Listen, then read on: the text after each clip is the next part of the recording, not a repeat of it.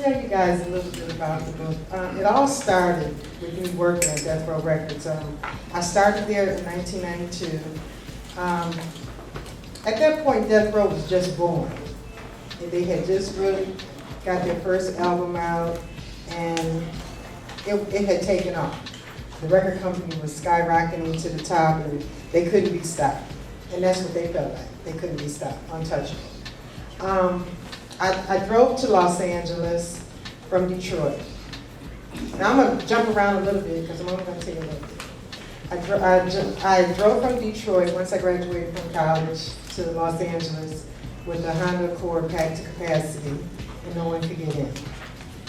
I drove all the way out there, and 4 days after I arrived, my sisters got killed in a car accident. So that's where the story starts. And my cousin lived in the building where I moved into, and she invited me to a party.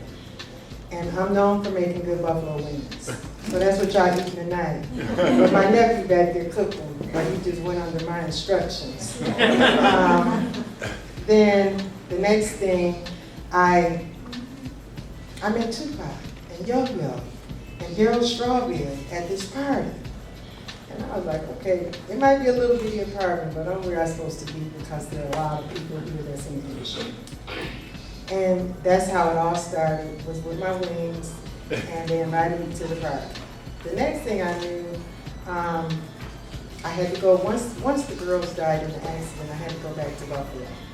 And when I came back, before I left, Yo-Yo told me, I got a job for you when you get back. And I was like, okay. And that's how the whole thing started. When I returned back from Buffalo, sure enough, she made me her road manager. And round and about and hanging out with her, I met Tupac again. So now this is our second encounter within like a 2-month period. He had not signed to Death Row Records, and he was wild, and you know, people in Cali get a little wild. So then my ex-husband moved to Cali, and he went out with some friends, and they met Suge Knight. And the next thing, then from one thing to the next, I got a job at Death Row Records without ever showing my portfolio. And that's what the book is going to tell you. The book is about a journey for me from the time I left Detroit and coming to California and everything that happened from the beginning to the time I left. And this is very intriguing. It's kind of funny in different parts, and it's kind of sad. But it's a good book. I did 5 rewrites. People were helping me, and then I got Tara, and Tara helped me organize it. I took her a script of everything I had came up with, and then she put it together and helped me really tell a real story. And that's how the story was born. I call it a baby. It took a long time to be born. And it's here, and I'm pushing it like crazy. I'm running all over the country from one side of the country to the other. And without Mitch over there in the corner, none of it would have happened. Because now that's my first boyfriend at 14 years old. And he got me on the internet, and he kidnapped me and took me away from Atlanta. I'm not the ex-husband. You're the ex-husband. The ex-husband. So this is for me. And the man back there with the purple shirt on, Ori, he kicked this whole thing off, y'all, for real. He had the All Eyes on Me show, and what I didn't know was going to happen is that All Eyes was on me, because only one other photographer showed up. No, maybe 2. John Manning and another guy from Atlanta, Shannon McCullough. But my work was the Death Row work. So it got a little bit more attention, and Ori made sure to push me and push me and push me, and this is where we are today.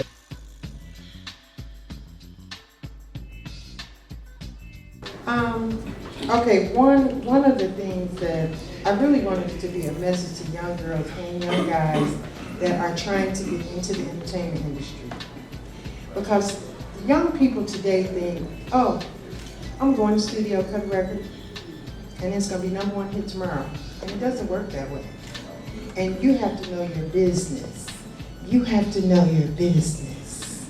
I mean, for real, you have to know about contracts, you have to know about promoting it, you have to know about your legal rights. Because a lot of companies will approach you and want to give you a new car, and then they don't do nothing after that. But for the young women in the industry, women, as a woman photographer, it's harder for the ladies than it is for the men. And it's about how you compromise. And I refused to compromise in Los Angeles. So I wasn't doing all the stuff that everybody else did. Either you liked me or you didn't. And you like my work, you like my work. And I knew that I was just starting out.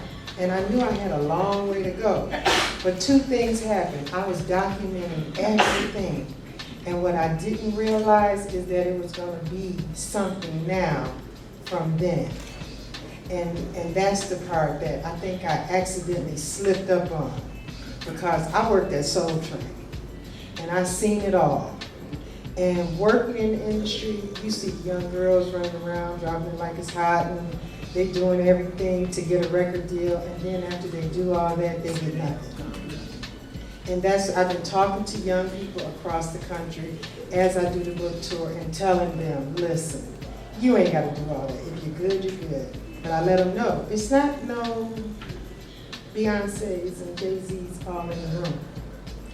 And one thing you can say about them, they have their business in order.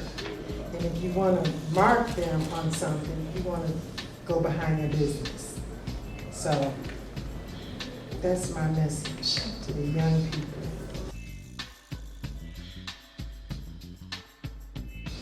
From the beginning, when I went to Lisa Left Eye's funeral and ran into Corrupt,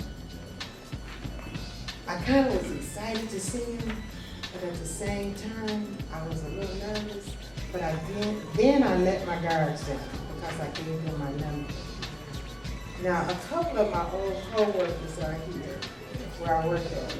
And that particular night, I was at work when they called me. And he got on the phone. He was like, come and see me. I was like, okay, this is not gonna work because I'm not gonna be hanging out no window like Ice Man or whoever he was, Vanilla Ice, and out of the Ritz-Carlton Hotel. He in the penthouse, so that's a long drive. So I said, no, I'm not gonna do that. I'm not gonna put myself in a crazy situation. So I get off of work, y'all, it was 9:30, and I don't know. All I know is I ended up at Ritz-Carlton because I wanted to know.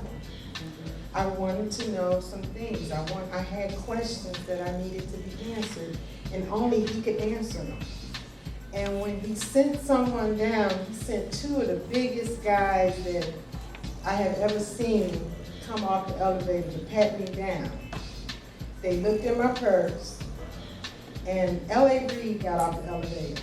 And I said, oh, thank you, Jesus, he'll remember seeing me in case something happened. Now, he don't remember me, but at least he might remember a little bit. So the guy said, come on. So I went on up to the penthouse, and yes, I was nervous. And yes, I did not have a clue what was about to happen. But I wanted the answers. And the only way is you gotta go to the horse itself to get some answers. And that's when he let me know that he approved me doing the book, and he just wanted me to be very honest and very truthful for the book. And that's what I did. Well, I realized that this was happening once I left Soul Train, because mind you, I had been getting work in New York, work in Detroit, and all these people were dying. And I realized that I had pictures of people who had passed on, and then Death Row came along, and nobody knew nobody. But Snoop was rolling. I mean, he was kicking up some dirt. And when they started having me, everywhere I went, everywhere they went, I went. And I got some pictures, and then I started getting historic pictures and pictures that I thought that they would just sit in the closet. And there's a gentleman, he's not here, but he helped me put it all down on prints. I print my own work, I frame my own stuff, and he helped me through that process. But once I got it all together, I lined them all up, I realized that I had a collection. And it was a collection that was R&B and hip hop.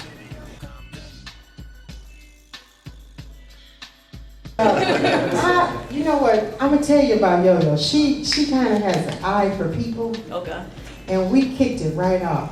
And when my sisters died, the only person that came to my rescue was Yo-Yo at 7 o'clock in the morning, knocking on my door. And I'm like, okay, who could this be in the middle of my drama?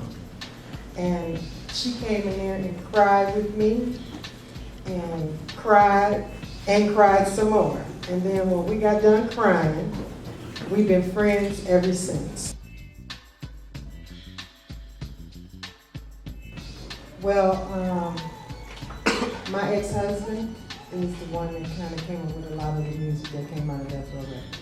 He was responsible for bringing the Detroit sound, that Motown sound, to Death Row.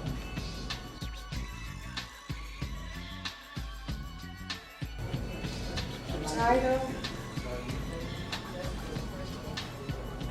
The weird thing is the title came first, and it came 20 years ago. That was the first thing I came up with was the title. And it was because they was all going to jail, and I wasn't going to jail. It was like, we do events and they go to jail and I'm still out there. You know, and it's like, okay, I can't get you out of jail. Y'all gotta call Suge. So I came up with it because my life has been so rough that it's almost, I feel like I have served time in life. And so that's how I put it all together. Well, with Tupac, first of all, I'm very, very hurt that he's not here, but I knew he was gonna live on. He almost reminded me of the Temptations, you know, because he was building his legacy and doing with the movies. Tupac was, first of all, when you saw Tupac, he had a book. He always had a book in his back pocket. He was reading something, which a lot of people don't do. They don't really read. But he was really on top of his game. And if he was still around now, he'd probably be so big, because when you go to LA, you don't even know he's gone, because he's on heavy rotation on the radio, just all day long. It's like I bounced all the way from one end of LA to the other, listening to Tupac and Biggie. They play him the same way. Okay, y'all, I'm gonna tell a secret in the book. We in New York at Radio City Music Hall, and they have a lobby for us to do what we're doing here, eat and drink. Well, John F. K. Jr. was there, our old president's son. And Joelle, who was a singer, she wanted to have some fun with John F. K. Jr. So she wanted me to photograph it. She wanted me to photograph what she was about to do to him. When he realized that these two black women was following him, I'm telling you, I never saw a man zip. I mean, he ran out of Radio City Music Hall because he did not want to, and he was checking her out till he realized this lady with the camera. Now, what's she gonna do with this camera? And he got up out of the camp, but that's the picture that got away. That's the picture that got away.